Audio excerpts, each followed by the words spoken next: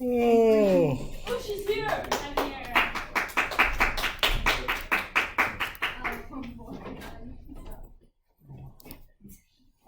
It's not for you, don't worry.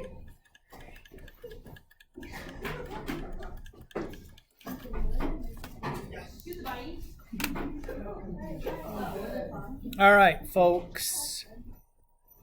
So here's the plan for today. We're doing all of chapter 12. Huh? Yeah. Oh, yes. That is what we're talking Is about. that actually what we're doing? Yeah. I don't even have tutoring again before that, Mr. Cooley. Here's the good news. Here's the good news.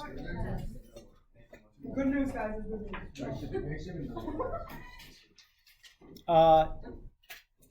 This chapter 12, definitions and using your calculator. That's it.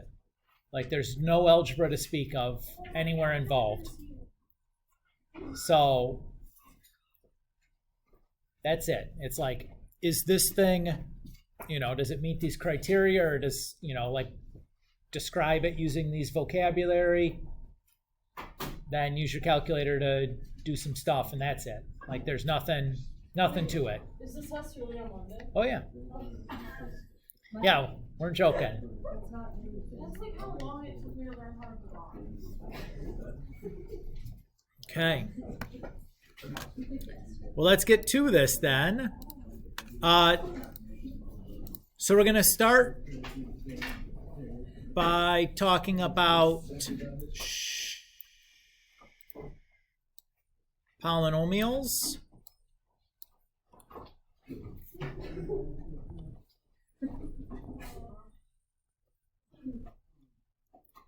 So we say a polynomial function is something that can be written in the form a sub n x to the n plus a sub n minus 1 x to the n minus 1 yada yada yada a sub 2x squared plus a sub 1x plus a sub naught. We call these guys the coefficients, and they just have to be real numbers where that first coefficient can't be 0.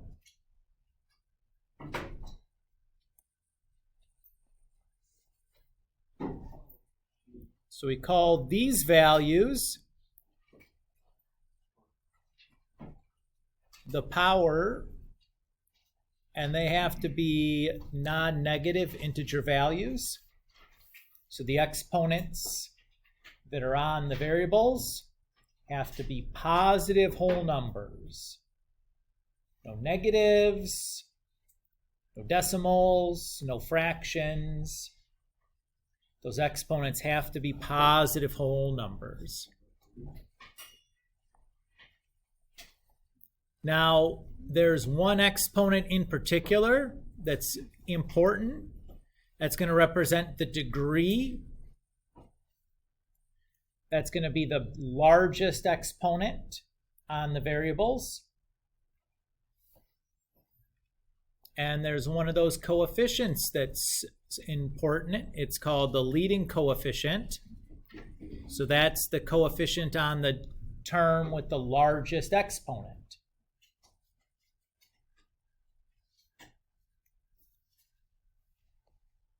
Yes, Mira. So is the homework quiz next class? That's a fair expectation.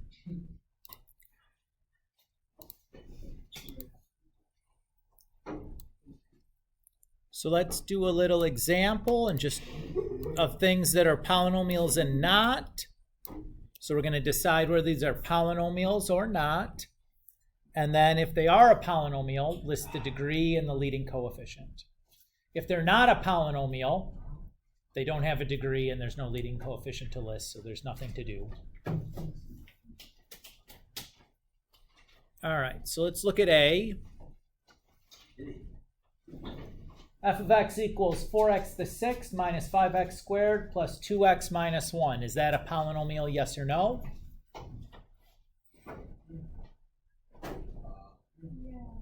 Yes, good. Why?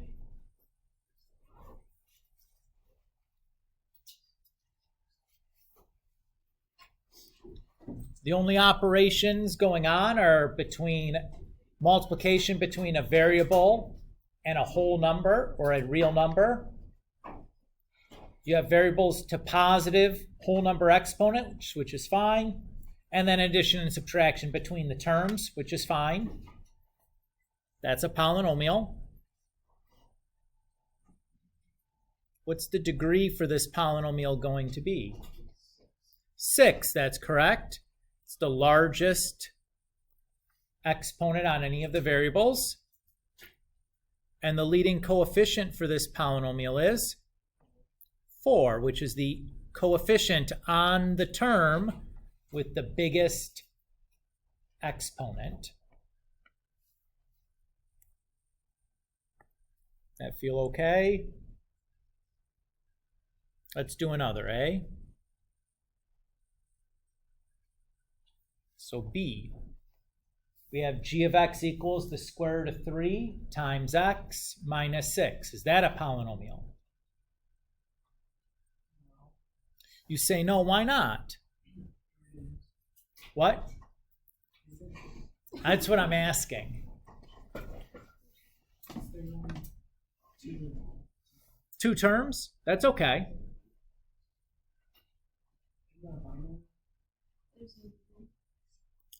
So this is a polynomial still. What's the degree going to be? Now, Kirsten said there isn't one. Well, there isn't one written. Yeah, but we know that even with that, like x there, we know there's a power of 1 attached to it.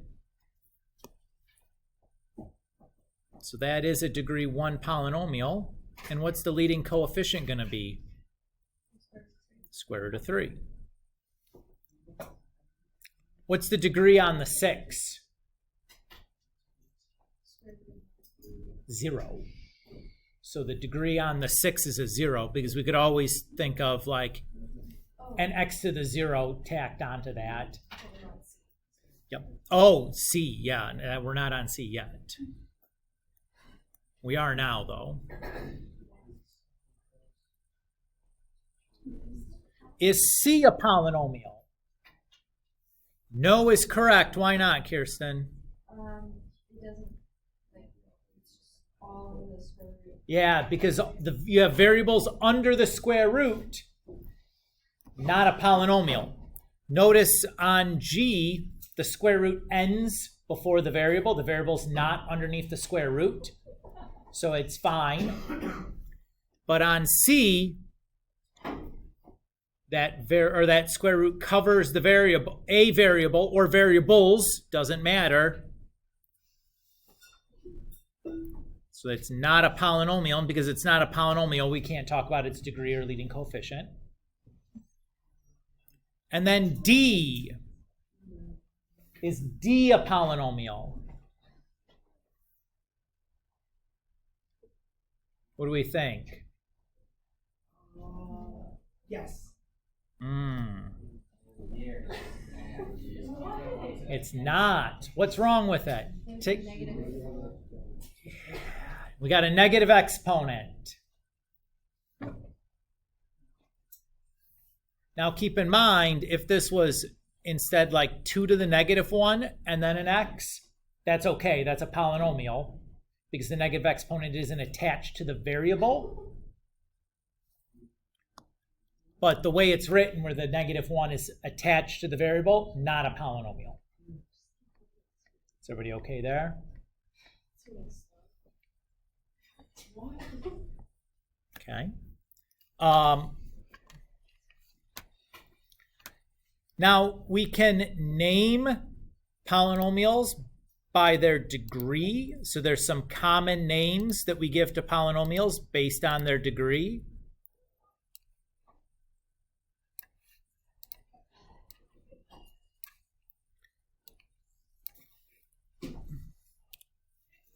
So if we just have like f of x equal to 0, now that has like technically an undefined degree. So we call that a 0 function. If you have f of x equals just a constant that has degree 0, so we call it a constant function. If I have f of x equals ax plus b, like a slope-intercept equation, that has degree 1, we call those linear functions. That should sound familiar. And if I have f of x equals ax squared plus bx plus c, that's degree 2. We call those quadratic functions. Again, that's a term that should sound familiar. That was the first section.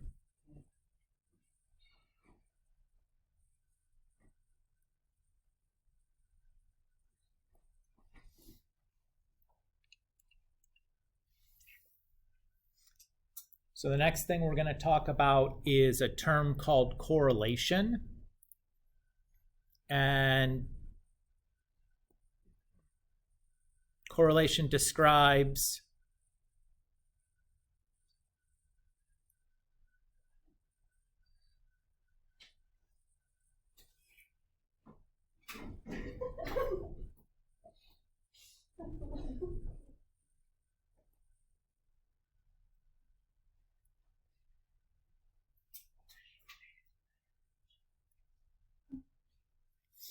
basically, it's just going to describe how linear a data set is.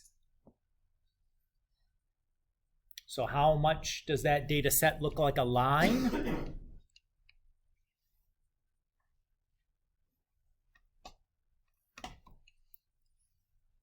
So for example,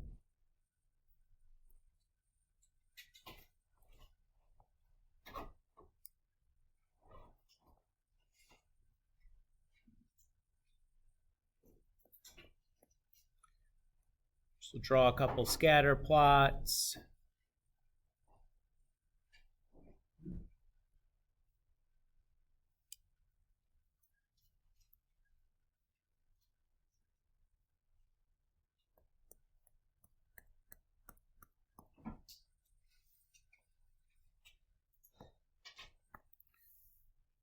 So we have a couple of scatter plots. These are representing data sets, like points, x's and y's, independent variable, comma, dependent variable. In this first data set, does that first data set look a lot like a line? Yes. Yeah, this would we would say has strong correlation.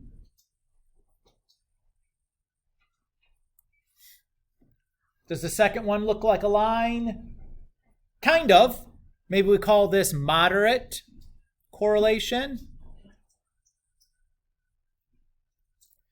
Does the last one look like a line? Not really at all. We'd say this has weak correlation. Very good. Does everybody feel okay with what we mean by how linear a data set is? Basically, how much does it look like a line?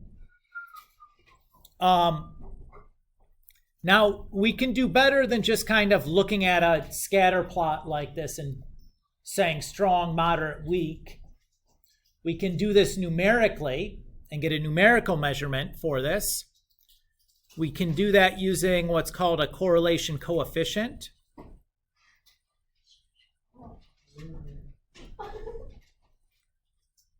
Which we abbreviate that with the letter R.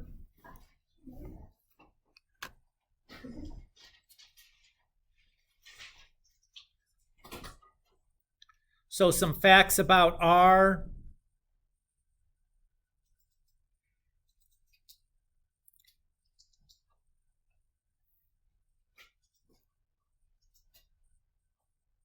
So R is always a value between -1 and +1, inclusive, meaning that it could be -1 and it can be +1, or it could be any number in between.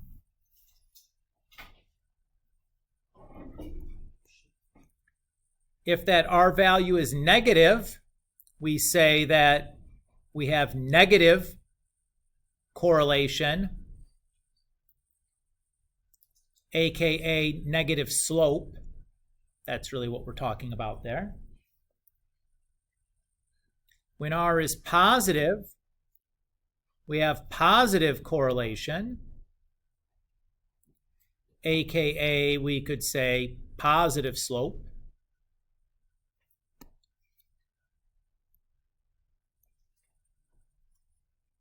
What's the middle one? What slope? Negative, or neg, I guess I wrote.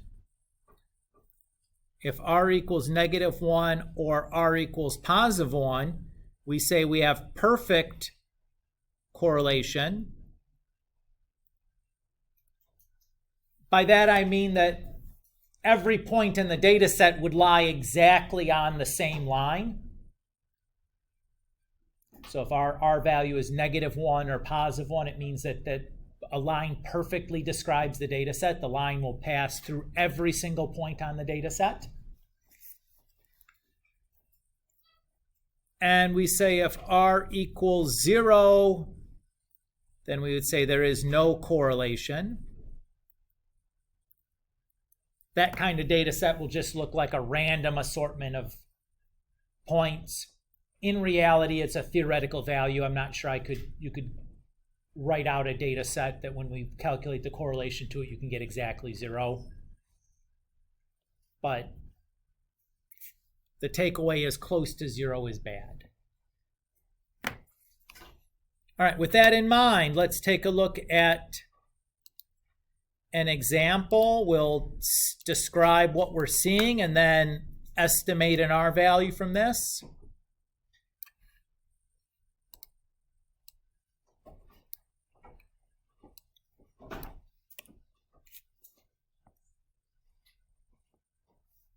So to describe the correlation, we want to say if it's positive or negative, and then whether it's strong, moderate, or weak.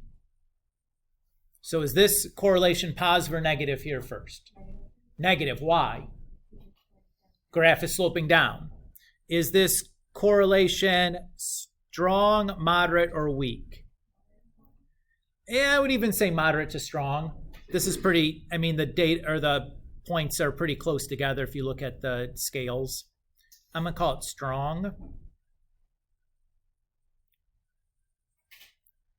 And then if it asks us to then like estimate an R value. So right away I know that R value has to be negative because it has a negative slope. And it certainly has to be something that's bigger than -1. I would accept any answer between like -0.7 and -1. Any answer in there is kind of in the strong category. So I don't know, maybe call it -0.8 or something. That's all we're doing. Does that feel so good? So far, so good? Okay, but guess what? We can do better than this, right? We just kind of guessed at a number. We wrote something down. Mr. Kulik said, okay, anything in this range is good enough. We can find this number precisely. But we're not going to do it by hand. The calculator is going to do this for us. So if you have your graphing calculator with you, I invite you to take it out to follow along. If you would like to borrow a calculator to follow along with, there's a couple on my desk. You're welcome to borrow one for the class. Just make sure you return it.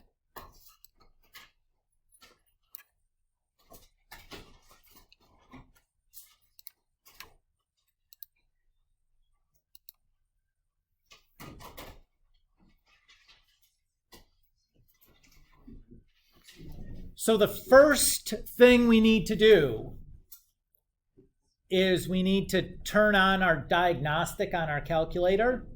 Now, this we should only have to do one time unless you've reset the memory on your calculator or something else has happened similar to that. Okay, so this should be one and done here as long as you don't reset your calculator. To turn your diagnostic on, we're going to open the catalog. So we're going to press the blue second button and then the letter or the number 0. The catalog is a list of every single command in your calculator in alphabetical order. The command we're looking for is called diagnostic on. So I could scroll all the way to the D's, but that's a lot of down arrows to push. There's an easier way to do it than even that. Notice on your keyboard, there's little green letters, A, B, C, D, etc. I'm going to press the button that corresponds to the little green letter D. That's like the X to the -1. That skips me all the way to the D's. And then I'm just going to scroll down to where I see diagnostic on. Once I've located diagnostic on, I'm going to press enter. That pastes it to the home screen. And then I will press enter again to where it says done.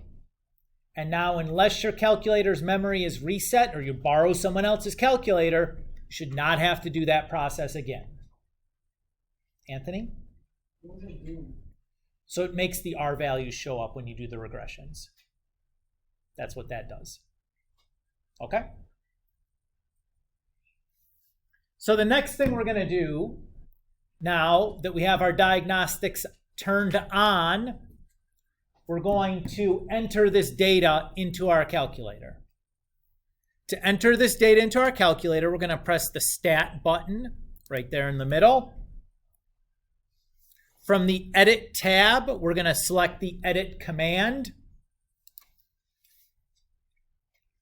So on my screen here, I have L1, L2, L3, etc.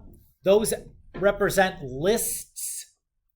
What I'm going to do is I'm going to enter the data in my problem here into L1 and L2. Now, most of you probably have blank lists. If you don't, or if you need to clear a list out, you can do that one of two ways. You can delete the individual cells with the delete key, or you can wipe the whole list at the same time. To wipe the entire list, I can move my cursor so it's on the title of the list, like my cursor's now on the L1. I press the clear button and the down, and it wipes the entire list. Don't delete the list. You delete individual cells, you clear lists. Okay? So again, I'm going to clear L2 by moving my cursor onto L2, pressing the clear button and down. And now I'm just going to type in the data table as shown.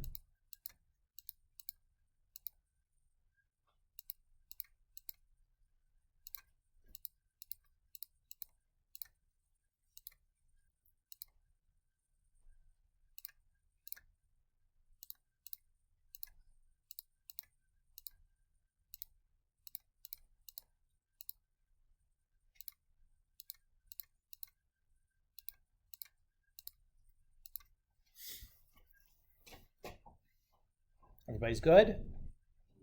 Got our data in? Okay. I'm going to then exit from this menu. I'm press second and the mode button to quit back to the home screen. And what I'm going to do first before I actually find the R values, I'm going to look at the scatter plot, the graph of this data. To do that, I'm going to press second and the Y equals button. That opens the stat plot menu.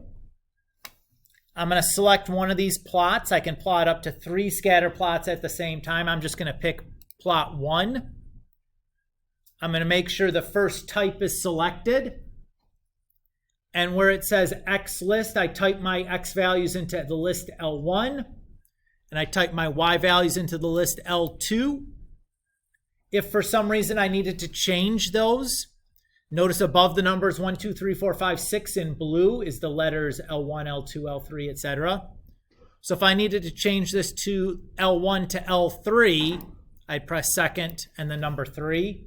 Now I don't need to do that here. I'm just showing you in case you ever have to. And then I like using the square marker. It's easy to see the data points. So this looks all set. I'm going to exit out of here. So second in mode.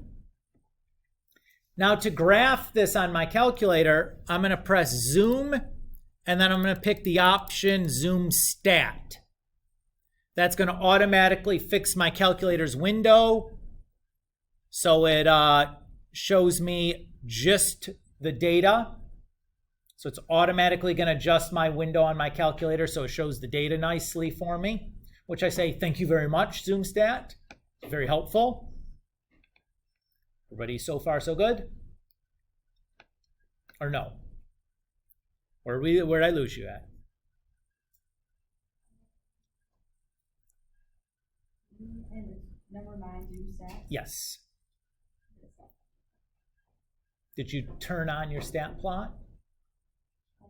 So you went. Oh, no, I did not. Okay. That would have been that's the only problem. No problem. Mira. Mine showed me for a second, but now it just says quit and go to What does it say? Error. What is the error? syntax. Okay, so go press the y equals button.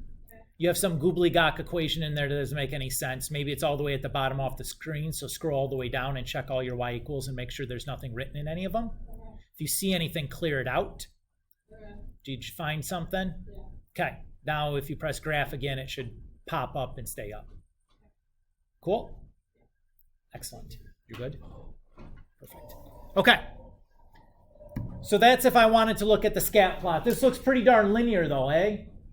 What do you think? 0.9, negative 0.9 or something at least? All right, let's calculate it for real now. So to actually calculate, to get our correlation coefficient, I'm going to exit back to the main screen, so second and mode. Now I'm going to press the stat button. I'm going to go over to the calc tab, that's short for calculate.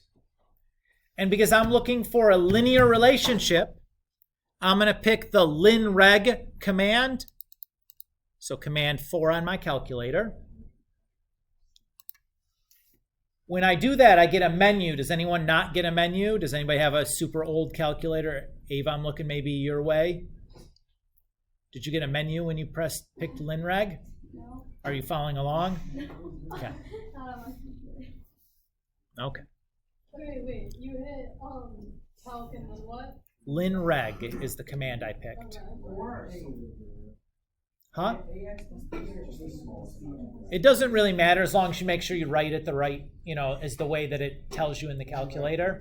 I always pick the first one because I think mx plus b is the natural way of thinking about it.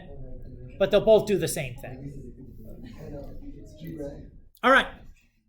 So my x's, I put those in L1, so my x list should say L1. I put my y's in L2, so my y list should say L2. Frequency list will always be empty in this class. Never put anything there.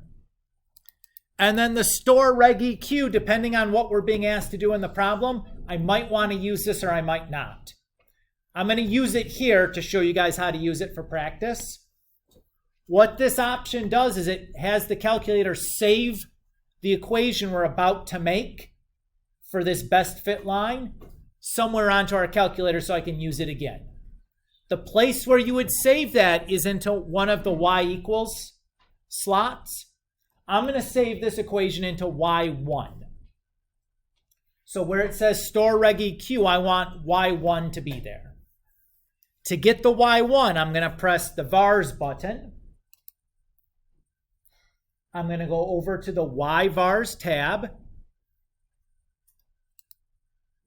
I'm going to select the function option and then select y1. And now I'm going to hit calculate. Once you hit after vars, I moved over to the yvars tab okay. and then picked function, and then I picked the y1. Okay.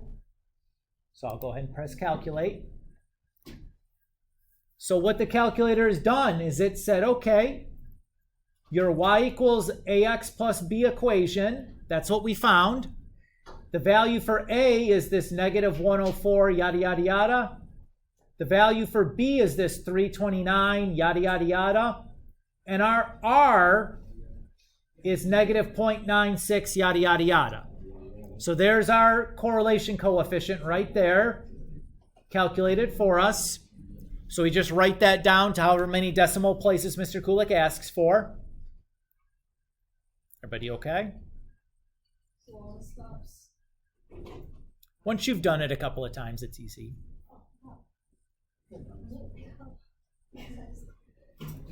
Okay. So I want to point out to you what the store reg EQ did when we put that Y1 there. Press the Y1, press the Y equals button.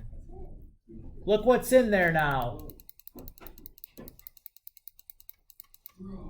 That's the Y equals AX plus B equation that we just made. The calculators went ahead and just typed it in there for us. Watch what happens if I press graph. There's my line of best fit, showing how close that data is to being a perfectly straight line, which is pretty darn close, right? Is that okay? What did you do on your Y equals? I pressed graph. I got it. Okay. So what that line of, or what that Y equals AX plus B equation is, it's a linear model. So it's a equation based on this data that should represent that data as best as we possibly can. So I can use that then to make predictions. Like if I wanted to know how many cans of soda pop do you think you'd sell if we charged 50 cents? I could do that by plugging 50 cents in for X and seeing what the Y come out, or what Y comes out, right? So the easiest way to do this with your calculator, since we already have the Y equals equation stored on our calculator, I can just exit to the main menu. And if I'm going to do like a function notation with that Y1. So I'm going to do Y1 of 0.5. So I'm going to retrieve that Y1 command again. So I'm going to press vars. I'm going to go over to the yvars tab. I'm going to select the function option and select Y1. And then I'm going to put a parenthesis like I'm doing a function notation. So I'm going to do Y1 of 0.5. So I would expect to sell 277 cans based on that price. Everybody okay with that?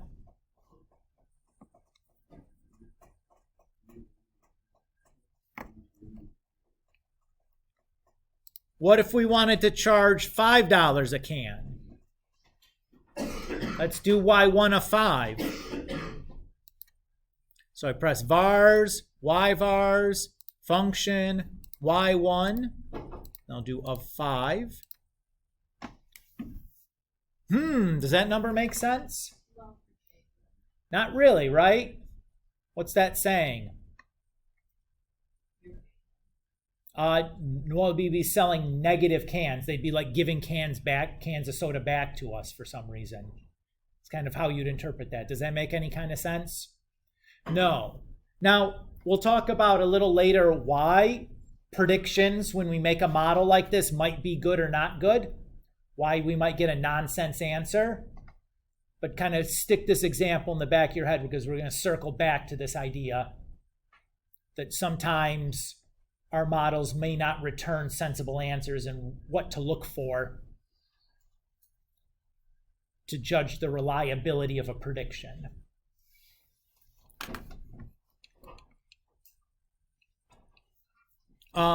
What if we asked, how much should we charge if we wanted to sell like 150 cans? So here we're going to put, we'd want a 150, and then we'd be looking for the X, right? So this is kind of the opposite problem as before. You guys see how it's different than before? Before we were looking for the 277 given the 50 cents. Now we're looking for the price given the quantity sold. To do this kind of a question on my calculator, I'm going to go to the Y equals, and I'm going to enter in that new Y value, that 150. So I'm going to type that in as my Y2. And then I'm going to hit graph. So what we're looking for then is the intersection of these two lines. To find that intersection, I'm going to press second and then the trace button. I'm going to select the intersect command. And because we have only two lines on our calculator that only intersect one time, I just can press enter 3 times. So this tells me I should charge about $1.71 if I want to sell 150 cans. Does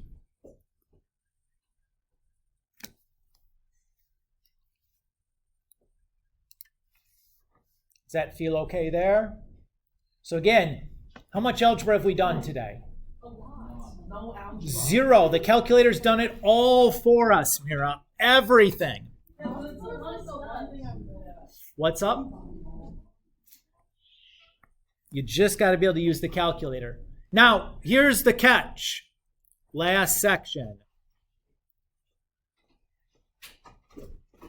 Do all data sets look linear? No. Of course not, right? So what other things could we have? I mean, we have like linear, right? Yeah, you could have quadratic. You could have cubic. We're not going to do sinusoidal. You could have, what about this? What's that look like? Exponential. Is this after this are we done? This is the last section, yeah. Okay. And then if we have this, it's going to be like power, or maybe it's log. Now,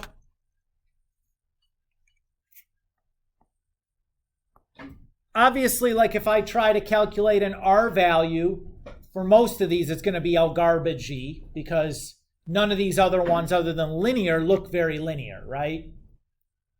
So what I want is another measurement other than just that correlation coefficient to describe how good of a fit my model is to the data. So we're going to define something called the coefficient of determination.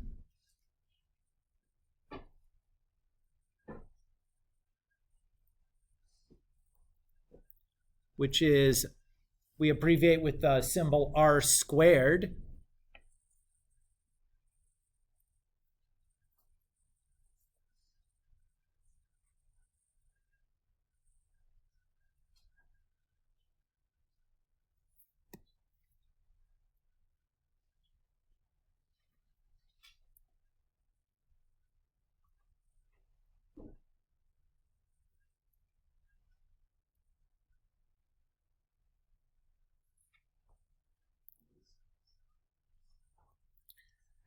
So that coefficient of determination describes how good a possibly nonlinear model fits a data set.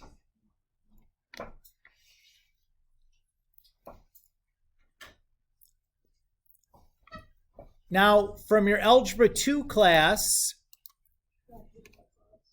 you should have been relatively familiar with linear, quadratic, cubic, exponential functions.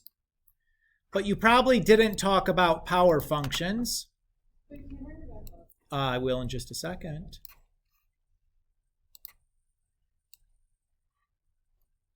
So let's define what we mean by a power function here real quick.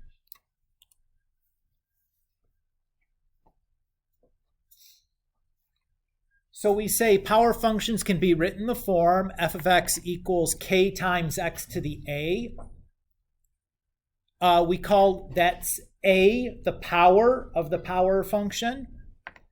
And we call k the constant of variation or the constant of proportion.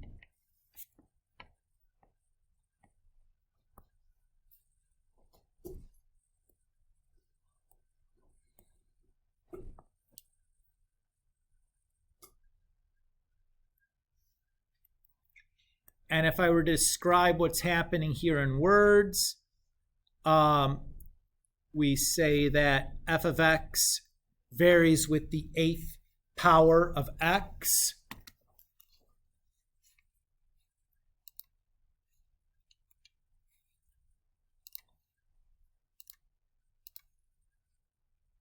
So for example,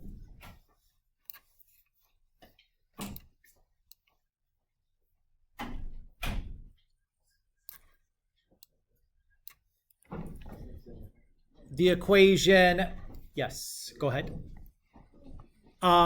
V equals 4/3 pi r cubed is a power function. That's the volume of a sphere, right? Where r is like the independent variable and v is like the dependent variable. So we could ask for the constant of variation and the power for this. If I look at the constant of variation,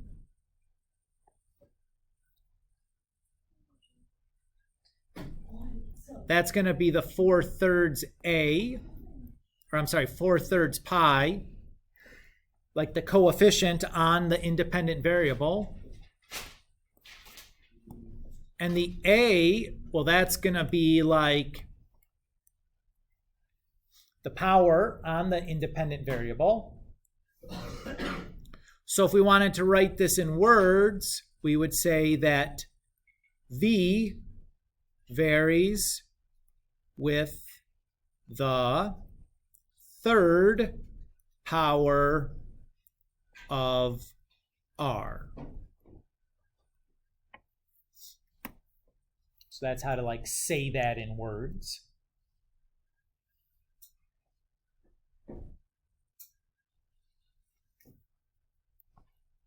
Right, we're just like in translation, this is like y, this is 8th, and this is like x.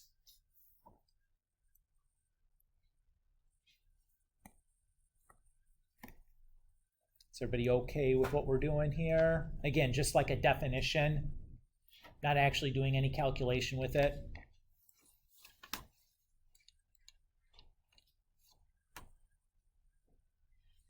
Okay, so far so good, relatively speaking. Let's do one more example of building a model and doing some stuff with it. And that's going to be it for the chapter. Notice I've done nothing by hand other than like write down the names of stuff and like identify the attributes of things. None of which required any calculation by hand.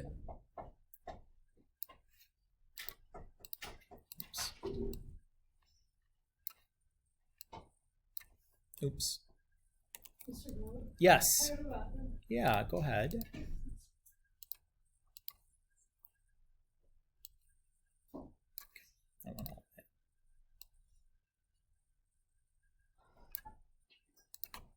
All right. Says, consider the given data table. Use the data to create a scatter plot and create a power regression curve to model the data, and then use the data to estimate the orbital period of Neptune, which is 4,497 gigameters from the sun. Okay, so there's like 3 things it asked me to do, right? We'll start with the scatter plot. So the first thing I'm going to do is enter the data into my calculator. Where do I go to enter data into my calculator? Stat. What do I pick from there? Edit.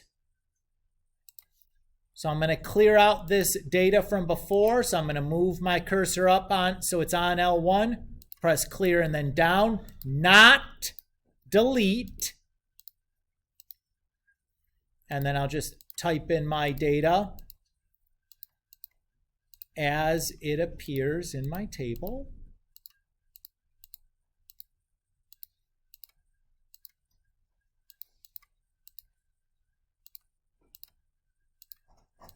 Oops.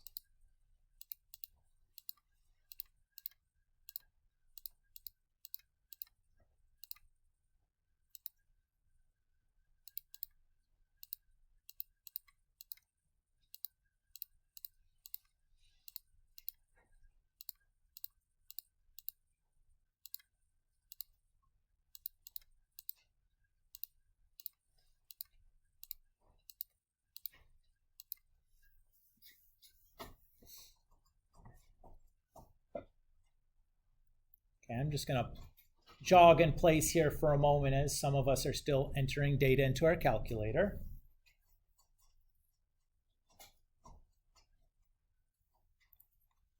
So to get our scatter plot, we'll exit out of here. So second in mode. We'll go second y equals. We'll pick a plot.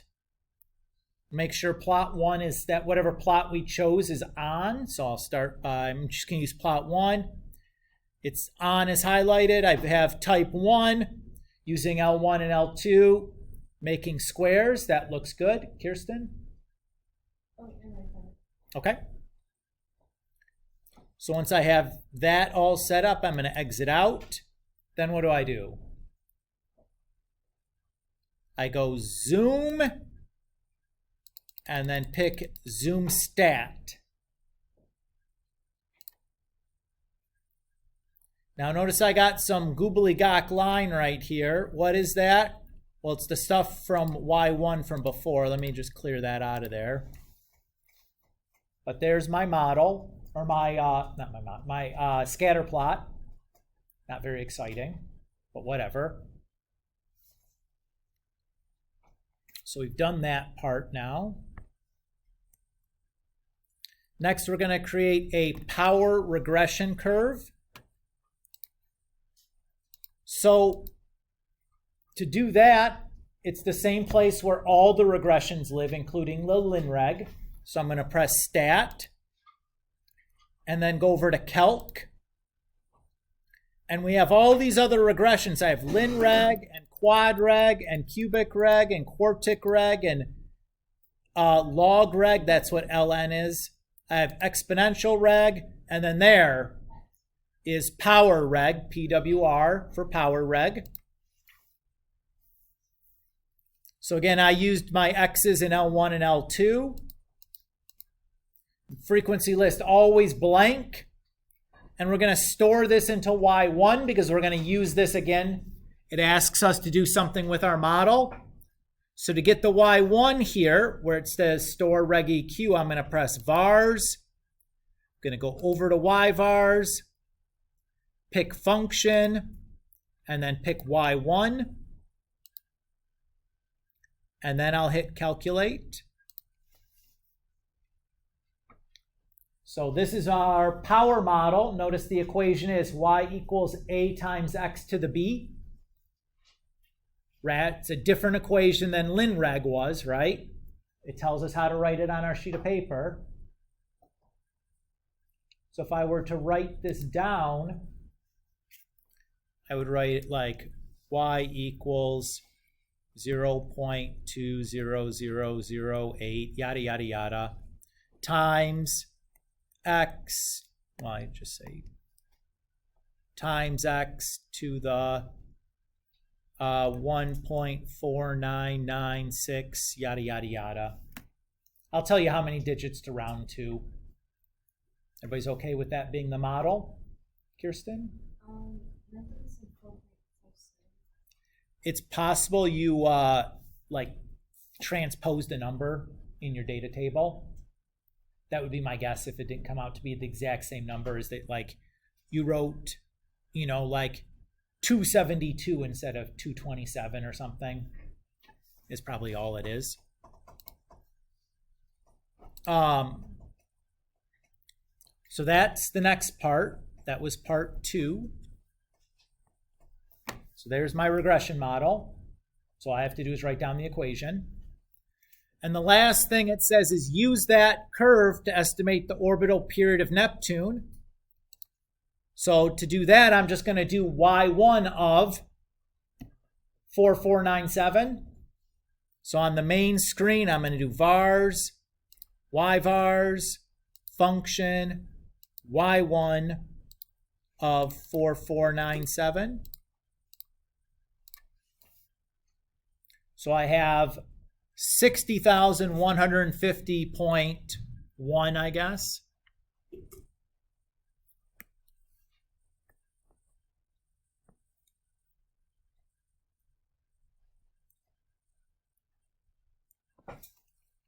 What was it? 450? Oh, 150.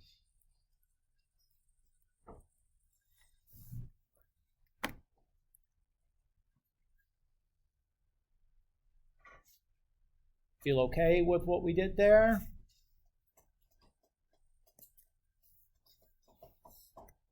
Anybody can identify what we're talking about when we say orbital period? Like the length of a year, right? Should recognize Earth's 365.2. Should look familiar. So 365 days in the year. What's the 0.2? What happens every 5 years? Leap year, that's what the 0.2 is. We add up those extra 0.2s, and every 5 years you need an extra day in your calendar. Oh, cool. All right. What's up? That's the spin, not the orbit, though. Yeah. Very slightly, though. All right. Last idea here.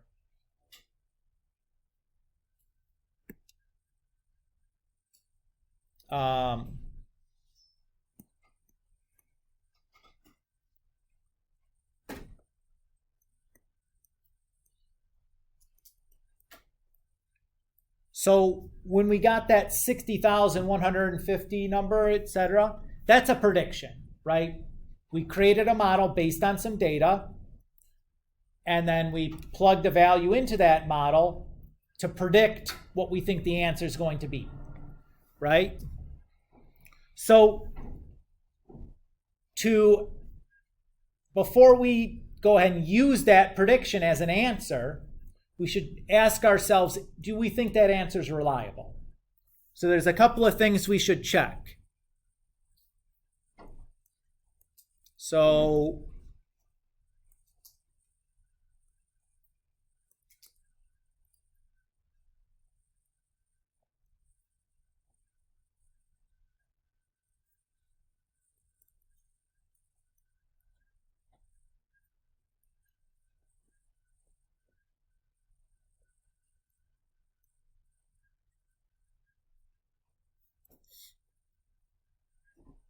we should ask ourselves, is the model a good fit for the data set? That is the R squared value close to 1?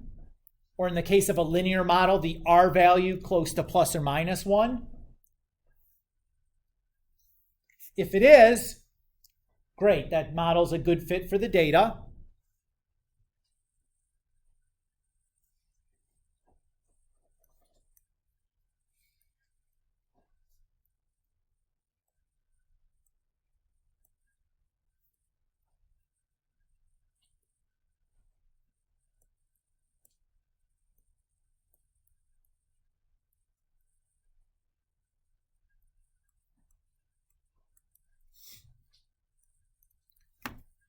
Next, we should ask ourselves, is the prediction extrapolation, which is bad, or interpolation, which is good?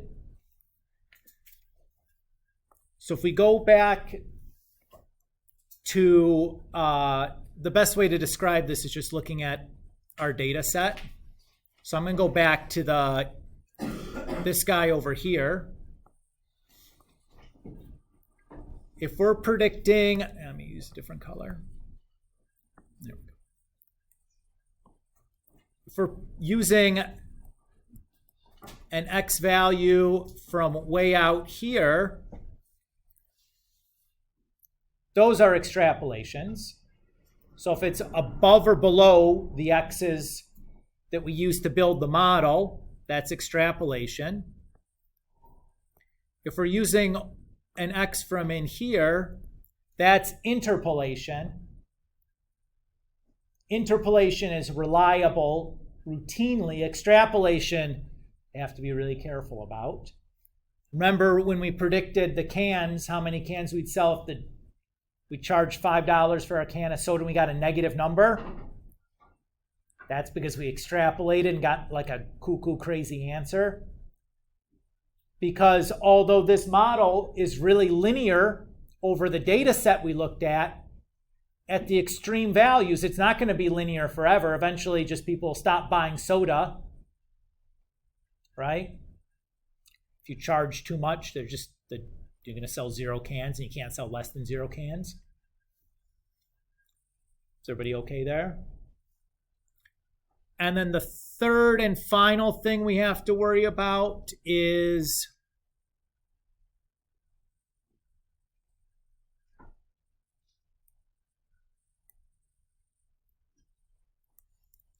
the data set we used biased in some way? So for example, if I wanted to build a model to predict the heights of high schoolers, I went to 5 different high schools and I sampled the heights from the kids on the boys basketball teams, and I used that to build my model. Is that going to be reliable? Why not?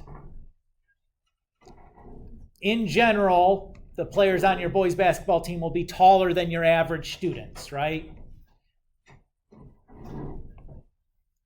Creating some bias there, as you're probably overrepresenting how tall to expect a high schooler to be. Everybody's okay? Easy example. It's kind of a nonsense example. Nobody would actually do it this way, but. All right. And that's that for chapter 12. So at this point, you should be able to do the chapter 12 problems. I would put an emphasis on making sure you can do the calculator pieces, right? You can get an R value, an R squared value. You can create a model. You can do that and use the model to make a prediction. If you're able to do that, you should be in great shape for any potential homework quiz next class. And then we'll next class we'll make our half sheets and get ready for the test. There's no review packet for this chapter because it's just so fast. You know what I mean, guys? How do you guys feel about this? It's all right? Again, if you know the definitions and you can use your calculator, should be no problemo. But I would make sure I've done some homework and practice how to use my calculator, right? There's a bunch of these make a model kind of problems. So lots to practice on. I'd make sure I can do that